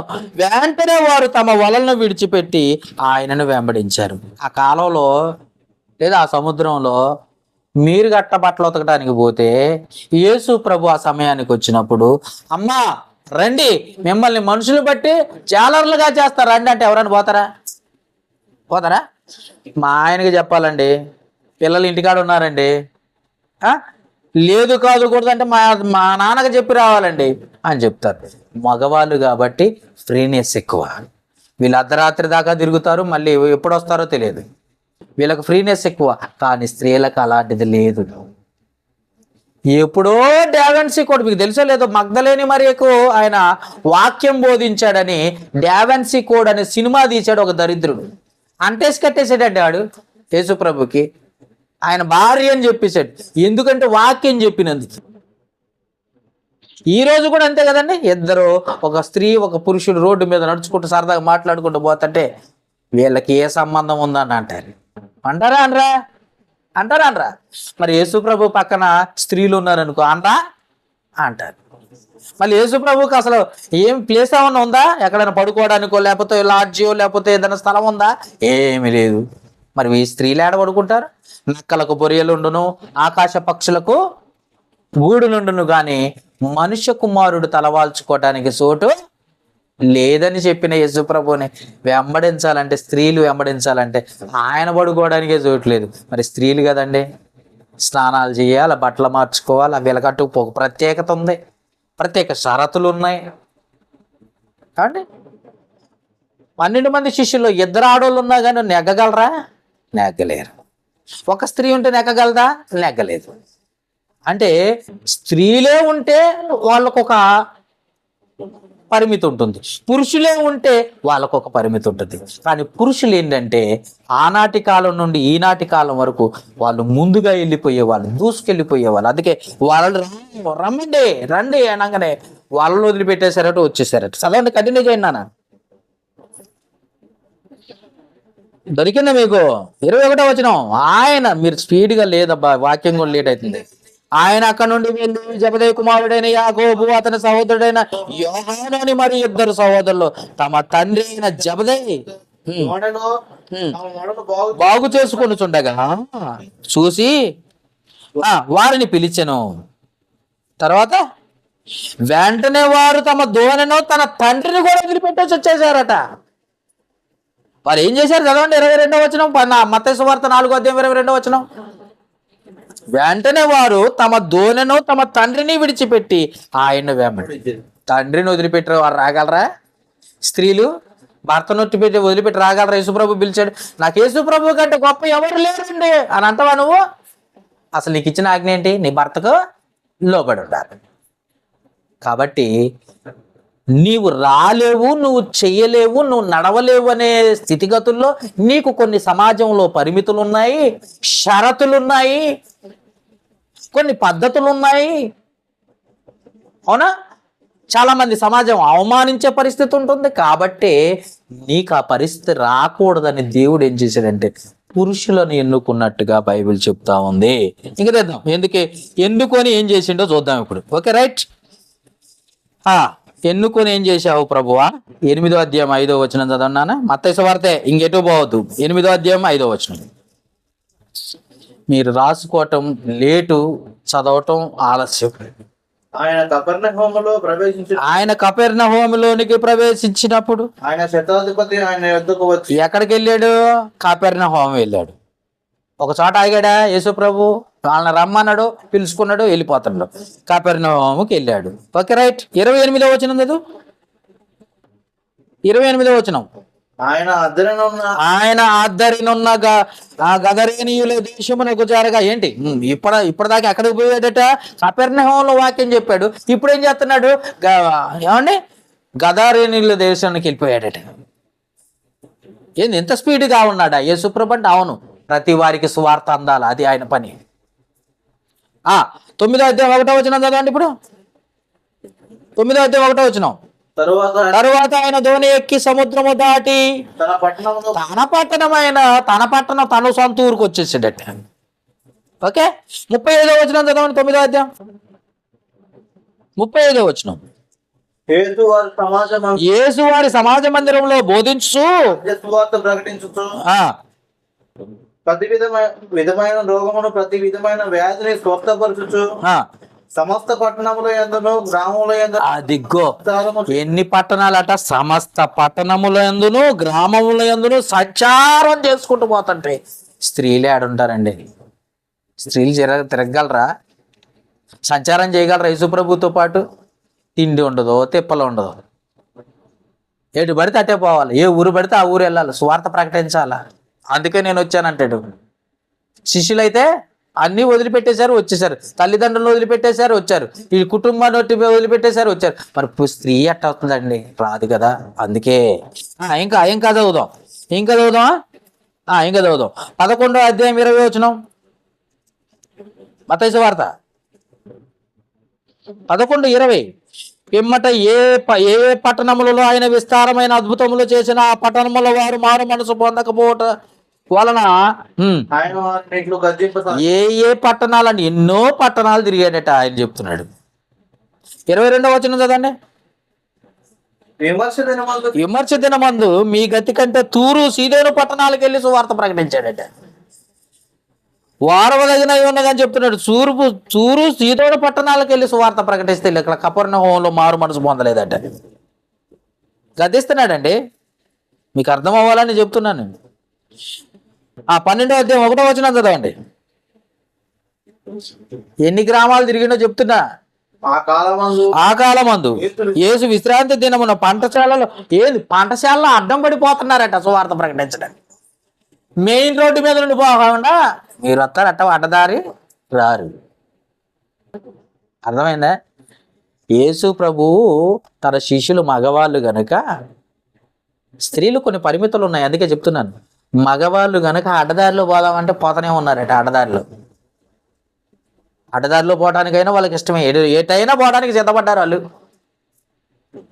తిన్నా లేకపోయినా పర్వాలేదు, యేసు ప్రభుతో ఉంటే సార్. స్త్రీలు స్నానం చేయాలన్నా, బట్టలు మార్చుకోవాలన్నా, కాలకృత్యాలు తీర్చుకోవాలన్నా వాళ్ళకి సపరేట్ స్థితిగతులు ఉన్నాయి. అందుకే మొదట తండ్రి ఆధీనము, తర్వాత భర్త ఆధీనం. తండ్రి అయిన దేవుడు ఏర్పాటు చేశాడు. కాబట్టి గుర్తుపెట్టుకోండి, ఇంత కష్టం ఉందా అంటే ఉంది. అందుకే స్త్రీలని ఎన్నుకోలేకపోయాడు. ఇంకా చదువుతారా? 13వ అధ్యాయం 50వ వచనం.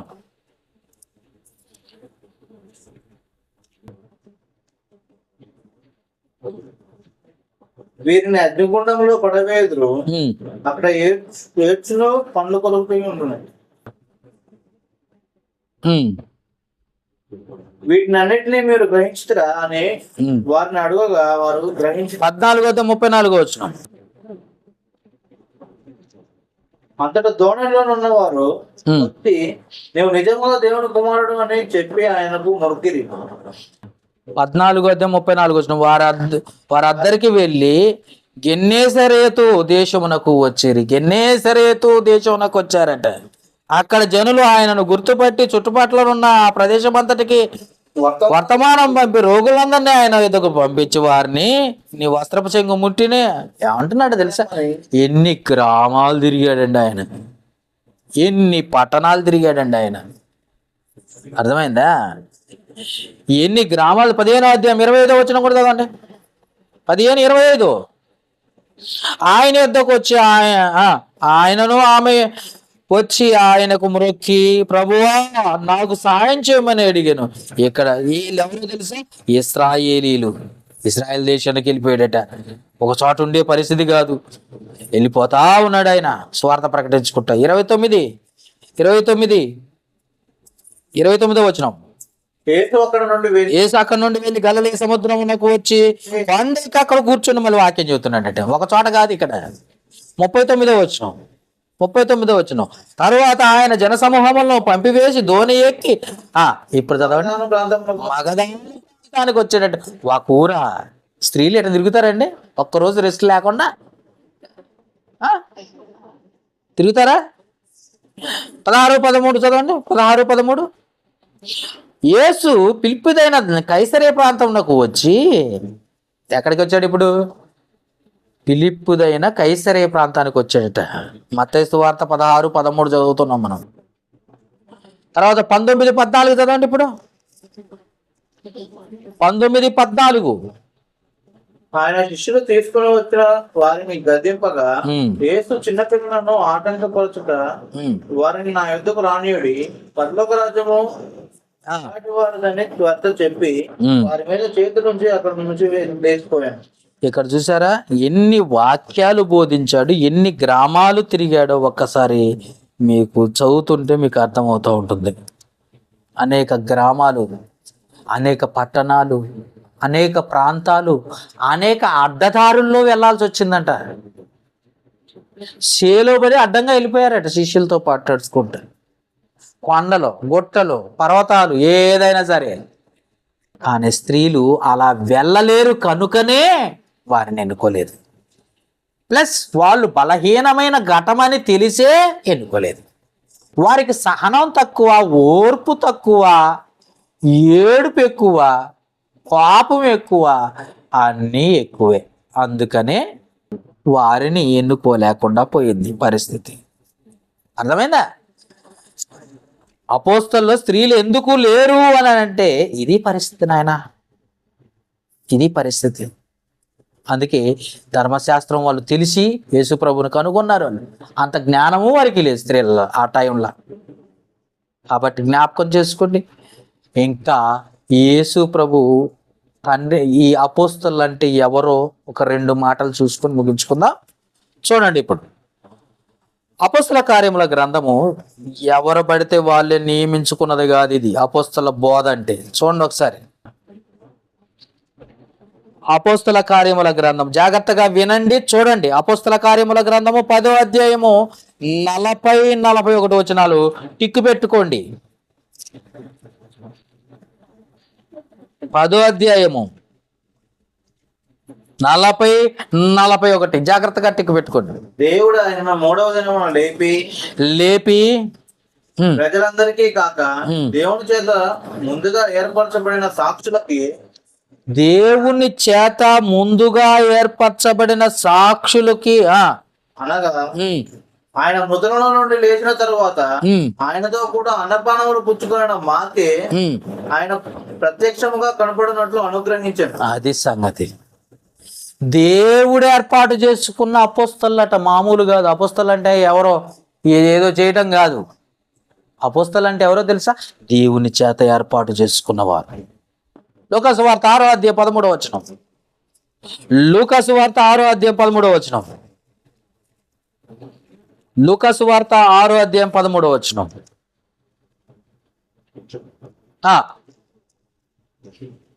లూకాసు వార్త 6వ అధ్యాయం 13వ వచనం. ఉదయం అయినప్పుడు ఆయన తన శిష్యులను పిలిచి వారిలో 12 మందిని ఏర్పరిచి ఎవరు క్రీస్తు ఏర్పాటు చేసుకున్నారు వారిని అపోస్తలని పేరు పెట్టాను. ఎవరు పిలిచి ఏర్పాటు చేశారు? యేసు ప్రభు. ఈ 12 మంది అపోస్తలు ఎవరో తెలుసా? యేసు ప్రభు యొక్క యేసు ప్రభు ఏర్పాటు చేసుకున్న అపోస్తలు, తండ్రి నియమించుకున్న అపోస్తలు. ఇంకా మత్తయి సువార్త 19వ అధ్యాయం 28వ వచనం. మత్తయి సువార్త 19వ అధ్యాయం 28వ వచనం.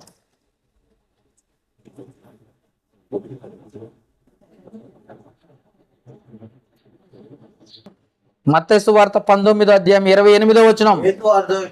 యేసు వారితో ఇట్లా నేను పునర్జన్మందు మనుష్య కుమారుడు తన మహిమగల సింహాసనం మీద ఆసీనున్నప్పుడు నన్ను వెంబడించిన మీరును 12 సింహాసనం మీద ఆసీనులై ఇశ్రాయేలు 12 గోత్రములకు తీర్పు తీర్చువారై ఉన్నారు అన్నాడు. అంటే దేవుడు వారికి సార్వత్రిక అధికారము ఇచ్చెను. అపోస్తలకి, పురుషులకి దేవుడిచ్చిన అధికారం అది. ఇంకేమంటున్నాడు? వీళ్ళకంటే ముందున్న అపోస్తలుడు ఎవరో తెలుసా? ఈ 12 మంది 13 మంది అపోస్తల కంటే ముందున్న అపోస్తలుడు యేసు ప్రభు. హెబ్రీయులకు రాసిన పత్రిక 3వ అధ్యాయం 1వ వచనం. హెబ్రీయులకు రాసిన పత్రిక 3వ అధ్యాయం 1వ వచనం. హెబ్రీయులకు రాసిన పత్రిక 3వ అధ్యాయం. ఇందువలన పరలోక సంబంధమైన పిలుపులో పాలు పొందిన పరిశుద్ధ సహోదరులారా, మనం ఒప్పుకునగాన్ని అపోస్తలుడును ప్రధాన యాజకుడినైన యేసు మీద లక్ష్యం ఉంచండి. అపోస్తలుడు ముందుగా ఉన్నవాడు, ముందుగా పంపబడిన దేవుని చేత పంపబడిన వాడు క్రీస్తు అయితే, క్రీస్తు చేత పంపబడిన వారు ఈ 12 మంది ప్లస్ 1 13 మంది అపోస్తలులు. పిల్లల స్త్రీలు కాదు, తండ్రి ఏర్పాటు చేసుకున్న సంకల్పం చూడండి ఒకసారి. అందుకే లేరు, స్త్రీలు లేరు. వాళ్ళు బలహీనమైన ఘటమని ఎన్నుకొని సంఘంలో మౌనంగా ఉండాలని తెలిసి, అవునా, అన్ని విషయాల్లో జారిపోతారని, భయపడతారని, అన్నిటిలో వాళ్ళు బలహీనులు. కాబట్టి ఇంకేమంటున్నాడు? ఇంకా చెప్పమంటారా? రోమీయులకు రాసిన పత్రిక 16వ అధ్యాయం 17వ వచనం. రోమీయులకు రాసిన పత్రిక 16వ అధ్యాయము 7వ వచనంలో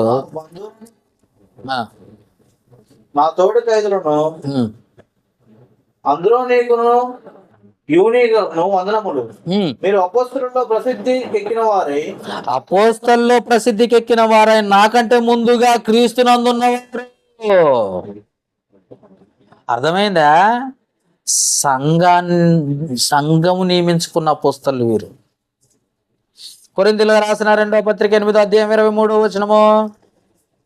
2వ పత్రిక 8వ అధ్యాయం 23వ వచనము. తీతు ఎవరైనా అడిగిన ఎడల ఆ, అతడు నా పాలువాడును, ఆ, ఈ విషయంలో నా జత పనివాడునై ఉన్నాడని ఆ, మన సహోదరులు ఎవరైనా అడిగిన ఎడల ఆ. వారి సంఘంలో దూతలను సంఘపు దూతలన్న పేరు కూడా వాళ్ళకే ఉంది అపోస్తలకు, గుర్తుపెట్టుకోండి. క్రీస్తు మనమునై ఉన్నారని ఆ, నేను చెబుతున్నాను. అది సంగతి. ఇక్కడ రాయబడిన మాటలని మీరు ఆలోచించగలిగితే, అపోస్తల్లో యేసుక్రీస్తు అపోస్తల్లో స్త్రీలు ఎందుకు లేరు అని అంటే వారు బలహీనులు. First point. వారు సహనము కలిగిన వారు కాదు, త్యాగము చేయలేని వారు. ఇవన్నీ క్వాలిటీస్ ఉన్నాయి కనుకనే దేవుడు, తండ్రి అయిన దేవుని సంకల్పంలో ముందుగా అపోస్తలని ఎన్నుకున్నాడు. ఒక విషయం చూపిస్తానే, ఇదట యేసు ప్రభు ఇచ్చిన ఉద్యోగం అంట. అపోస్తలత్వం అంటే ఏంటో తెలుసా? యేసు ప్రభు ఇచ్చిన ఉద్యోగం. చూడండి ఒకసారి, ఎక్కడ చూస్తారో అపోస్తల కార్యంలో 1వ అధ్యాయంలోనే ఉంటది ఆ మాట. అపోస్తలత్వం అంటే ఏంటో తెలుసా? యేసు ప్రభు ఇచ్చిన ఉద్యోగం. అవునా కదా? దొరికిందా? అపోస్తల కార్యముల గ్రంథము 1వ అధ్యాయము. యోధా గారు చచ్చిపోయారట, ఆ తర్వాత జరిగిన సందర్భం. 20వ వచనం, 1వ అధ్యాయం 20వ వచనం నుండి. అతని ఇల్లు పాడైపోయాను గాక, దానిలో ఎవడు కాపురం ఉండకపోవును గాక. అతని ఉద్యోగము అతని ఉద్యోగం, అపోస్తలత్వం అంటే ఉద్యోగం, అతని ఉద్యోగం వేరొకటికి తీసుకొనును గాక అని కీర్తన గ్రంథంలో రాయబడినది. కాబట్టి అను బాప్తీసం ఇచ్చినది మొదలుకొని ప్రభువైన యేసుక్రీస్తును పరమునకు చేర్చుకొనబడిన దినం వరకు ఆయన మన మధ్య సంచరించి నేను కాలమంతయు మనతో కలిసి ఉన్న వీరిలో ఒకడు మనతో కూడా ఆయన పునరుద్ధానమును గురించి సాక్షి అయ్యుండుట అవశ్యమని చెప్పెను.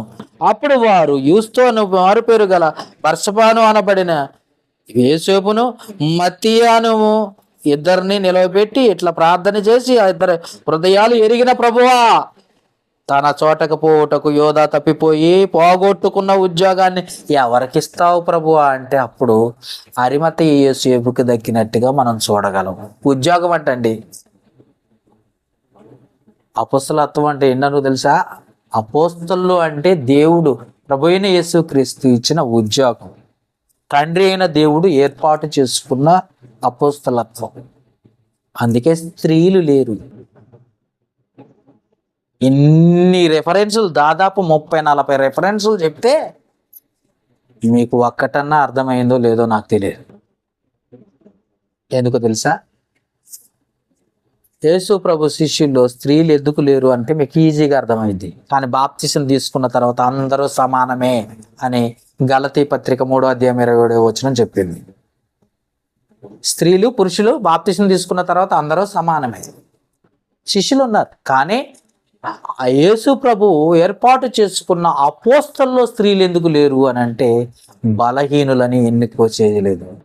అనేక గ్రామాలు తిరగాలని, అనేక పట్టణాలు తిరగాలని, రాత్రనక పగలనక తిండి ఉన్నా లేకపోయినా, ఎక్కడ పడుకుంటారో తెలియదు, ఎక్కడ తింటారో తెలియదు, ఎక్కడ వారు తిరుగుతారో కూడా తెలియదు. కనుకనే అలాంటి పరిస్థితి స్త్రీకి రాకూడదని పురుషుల్ని మాత్రమే దేవుడు ఎన్నుకున్నాడు. అర్థమైంది కదా? స్త్రీ మొదట తండ్రి ఆధీనంలో ఉండాలి, ఇది దేవుని సంకల్పం. తర్వాత భర్త స్వాధీనంలో ఉండాలి. స్త్రీ లోబడి ఉండాలి, పురుషుడు ప్రేమిస్తూ ఉండాలి. అంతేగాని దేవుని ఆజ్ఞలను మీరటానికి అవకాశమే లేదు. ఓకే, మీకు అందరికీ అర్థమైంది కదా? ప్రార్థన చేసుకుందాం. జీవం గల తండ్రి, కృప కలిగిన దేవ, మహోన్నతుడు, మీకే స్తుతులు స్తోత్రాలు చెల్లిస్తూ ఇప్పటి వరకు విన్న మాటలు నా మాటలుగా కాక నీ మాటలుగా నీ బిడ్డలుగా తెలియజేశారు. విని విడిచిపెట్టేవారిగా ఉండక అవి ప్రతి హృదయంలో పడి ఫలించి ఎదుటి వారి వేసే ప్రశ్నకు జవాబు చెప్పేంత జ్ఞానవంతులుగా నీ బిడ్డలను ఏర్పాటు చేసుకోమని వేడుకొనుచున్నాను. ప్రతి మాట నాయన నీవిచ్చిన పరిశుద్ధ గ్రంథంలో నుండే తీయబడింది కనుక జాగ్రత్త కలిగి మరొకసారి నెమరు వేసుకుంటూ అర్థం చేసుకునే మంచి మనస్సాక్షి అనుగ్రహించమని, ఇటు మాటలు విన్నవారిని చూసేవారిని దీవించి ఆశీర్వదించమని ఈ మనవలు మా ప్రభువును లోకరక్షకుడు క్రీస్తు యేసు నామమున అడిగి వేడుకొనుచున్నాము మా పరమ తండ్రి. ఆమేన్.